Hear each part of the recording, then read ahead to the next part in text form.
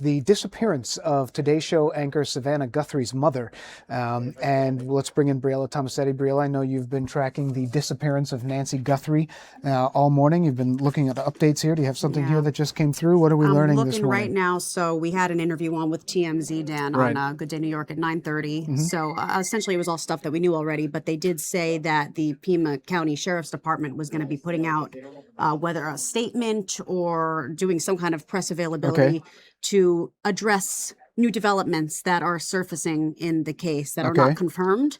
I'm looking, the last post was 18 hours ago about taking all leads seriously. So not sure when that's going to happen or if it's going to happen, but we're going to have to keep an eye on that. All right, so no information yet. Obviously, Arizona, there's a time difference, 2-3 hours behind, depending on the time of the year. So possible they will have a news conference at around 10 o'clock their time, which would be in early afternoon our time. Or what they have been doing is also posting statements, again, on their X handles. I know I believe they open at 8 o'clock, so they could have officials going in right now or whoever controls the social media, and possibly they'll post something on one of their platforms, or they may have the sheriff come out and address it. So a couple major developments. The first one you implied there, this possibility that there may be a close family member involved. Let's hold off on that for a second, because that's some of the things that have not been independently verified by Fox 5 or Fox News at this point, frankly. TMZ reporting it, but they're quoting Ashley Banfield, reporter, journalist, who has a podcast, who talked about it this morning.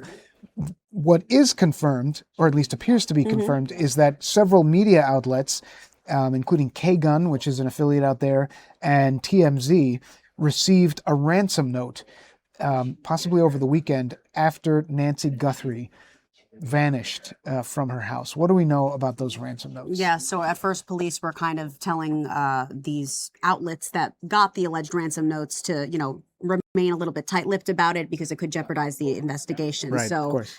We don't have any photos. We don't have too many details, but we do have word of mouth from TMZ and the local CBS affiliate out there in Tucson, first receiving a ransom note that allegedly had information in it about what Nancy Guthrie was wearing the night that she disappeared, information about her home. So you have that one surfacing on, I think it was Monday. So that's significant because anybody could write anything and send it to anybody. And so as they sort of work out the details of this case, because they've made this very clear that this is not a dementia case or somebody who walked off the property. This is apparently a crime that took place. So then the question is, where is she? Is she alive? Is she dead? Is there going to be a ransom note? This ransom note comes out. They say, don't talk about it because you could give away some of the details that we don't want to be public yet. And then in the note are apparently some of the details that would show only someone who's involved in the crime could see. I mean, that's what we look like. Police would have to know what she was wearing the night she disappeared. Obviously, those accounts would come from family, the people who last saw her. So was this note legit? It's unclear. We do know, though, that TMZ got another note the next day, and apparently this was the same note. So could these people, again, could they be scammers? Could this be a real ransom note? Unclear right now. We do know, though, that it has surfaced, and these information, the details rather, have to be confirmed by police. Was this in fact what she was wearing? I know we have a couple interviews with the sheriff. We should go. Does he address this? We should go to the initial TMZ interview from yesterday, and that is where I think one of the executive producers kind of goes into the note. He also goes into that they requested a ransom in Bitcoin, and they looked up the Bitcoin address, and it was verified as a real address. So this is somewhat legit. Looks real. Yeah. All right, let's play that sound. This came into our tip email, and again, we have no way of knowing if this is legit. The email made a reference to a ransom. We're not saying how much it was, but they wanted the money in Bitcoin. And then at the bottom of it, they mention some items that they claim were in Nancy Guthrie's house. The Bitcoin address that is included in this note is legit. So that would be significant. And then obviously one of the reasons why there is so much attention to get this case solved as quickly as possible, because not only because of her age, the possibility she could have some medical condition. There's talk of a pacemaker that's no longer connected to her Apple Watch.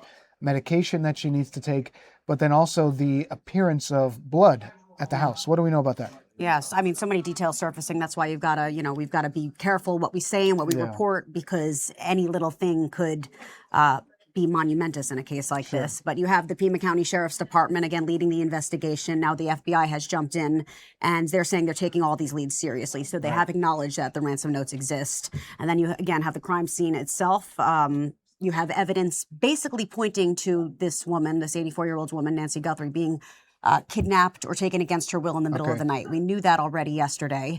But some of the signs at the house, you have her car, her wallet, her cell phone, all left behind. Okay. All left there. Okay. So that's not something that you would voluntarily leave behind, especially your cell phone. All of us today's day and age always have our phone on us. Drops of blood. I mean, at her home and on the path right there, the path to her driveway. So that means, it's showing sort of a path where either she or the person or people who may have taken her a trail as to where they went. And, that is significant because anytime you have blood on the scene, I mean, forget it. That's some kind of indication that there was some kind of injury or violence.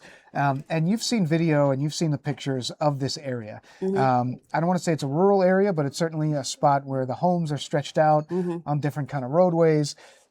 But shouldn't there be some kind of cameras around somewhere? I mean, everybody has a Ring camera or a Nest camera. I mean, shouldn't there be some kind of images? Another thing that was addressed, and I think police are trying to work whether the cameras were busted or whether they couldn't access the surveillance video. She did have cameras on her property. That's been confirmed.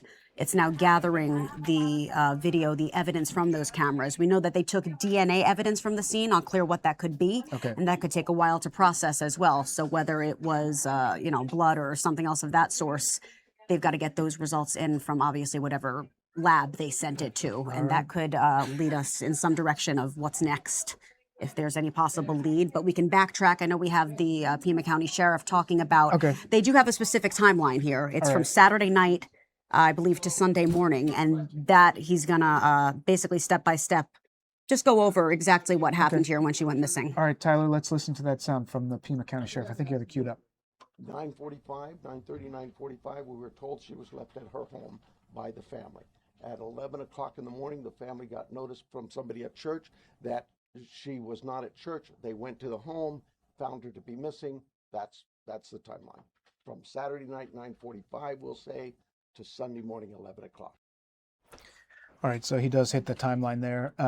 And so again, Briella, just to sort of wrap this up as we wait for more details, 2 or 3 major developments. One is the possibility that there could be someone close to the family, if not a family member, who's being looked at a little more closely. And so that's the report that's out there, unverified. And so we'll be tracking that in about 20 minutes or so from now.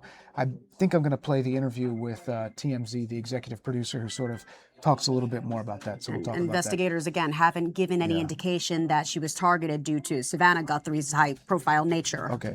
All right. Briella Tomassetti, you're reporting on this. Very thorough. Thank you very much. Thank you.